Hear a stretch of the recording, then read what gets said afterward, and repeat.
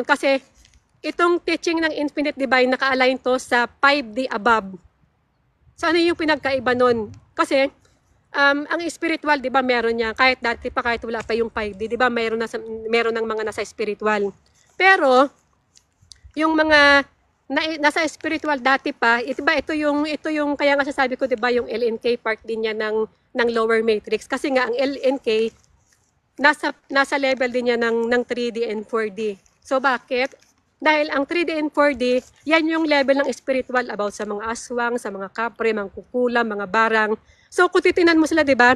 Ano ng nila, yung intent nila. 'Di ba? It is all about spiritual war, about revenge. So yan yun, yan yung mga past. Kaya nga sasabi ko na yung LNK is part yan ng mga generational trauma natin na connected sa mga ancestor natin. Kaya hindi rin ako kumukonect sa mga ancestor. 'Di ba yung marami dyan sa spiritual, kumukonect sila sa mga sa ancestor nila para magkaroon ng powers, para mag-heal. Pero ako, kaya tayo binigyan ng awakening kasi nga new na, 'di ba? Kailangan mo na i-let go kung ano yung nasa 3D and 4D sa old earth. Kailangan i-let go mo na 'yon. Kung gusto mong magkaroon ng sovereignty, at saka ng freedom, so kailangan i-let go mo na yung past, hindi na yun kasama sa'yo. Kailangan mo ng, 'di ba? Ganito lang din yan mag-work. Sa physical world, listen, mga divine children.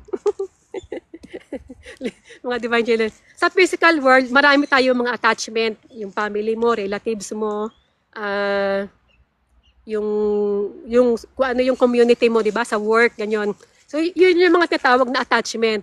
So, kung kanino ka nakikihalubilo, meron kang mga etheric cord doon. Meron kang mga thread. Na minsan, merong negative thread. Kasi nga, let's say, yung boss mo, sa work mo, na let's say, na maano sa'yo, di ba? Mainit yung ulo sa'yo.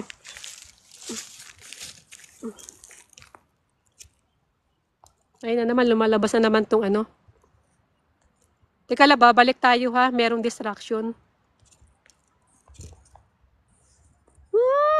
When it comes to attachment, di ba dito sa physical realm, meron tayong mga attachment, yung mga kasama natin sa bahay, mga kasama natin sa work, mga kasama natin kung saan kayo kumukonect. So, once na meron kang attachment, so automatically nagkakaroon kayo ng cord. Yan yung tinatawag na etheric cord.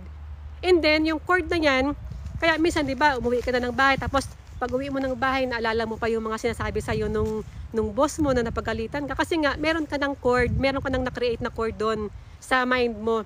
So, when it comes to spiritual, nagkikreate ka rin ng cord doon sa mga ancestors mo, sa past. Kaya, di ba, pag aware ka na sa mga pagkakat ng etheric cord mo, once na kinakat mo na yon, gumagawa ka ng energy work doon para ikat. Di ba, ano nangyayari? Di ba,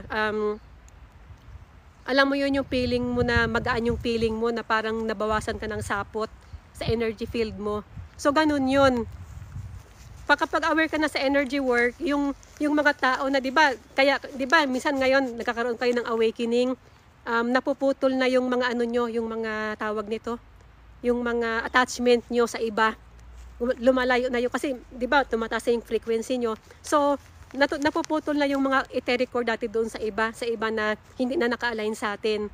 Kumbaga yung totally na inaalis na yun ng universe experience natin kasi hindi sila naka-align sa atin. So ganun din yun. The more na ina-isolate mo yung sarili mo, na inaalis mo yung pinuputol mo yung connection mo, yung attachment mo sa iba, so the more na nakaka-feel ka ng freedom.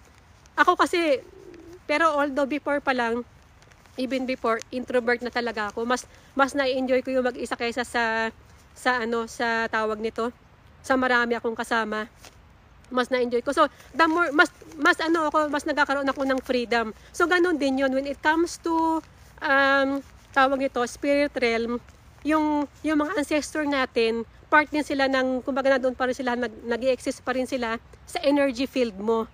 Kaya hanggat hindi mo pinuputol, hindi ka nag-set ng intention na putulin yun, nandoon pa rin yun. At the same time, yung mga ancestors mo, yan din yung naghihila sa'yo para bumalik ka dito sa planet Earth.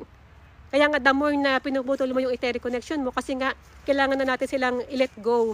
The more na nagkakaroon ka ng healing sa sarili mo, the more na nile-let go mo rin yung mga ancestor mo. Kaya ikaw nga rin kaya ka na-awaken, di ba? Because you are a chosen one. You choose yourself to be awakened. You have a potential na mag-raise ng frequency. At the same time, yung mga past mo, kailangan mo nang i-let go yun.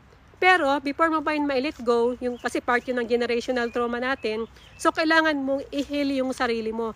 Ikaw yung representative ngayon. The more you heal yourself, na-heal mo rin yung mga past trauma mo, yung mga past trauma, generational trauma, na mga ancestors mo. Yun. And then, mapipil mo, the more na nagkakaroon ka ng healing, pati yung mga ancestor mo, mas mapipil mo na mas magiging lighter and lighter and light heart.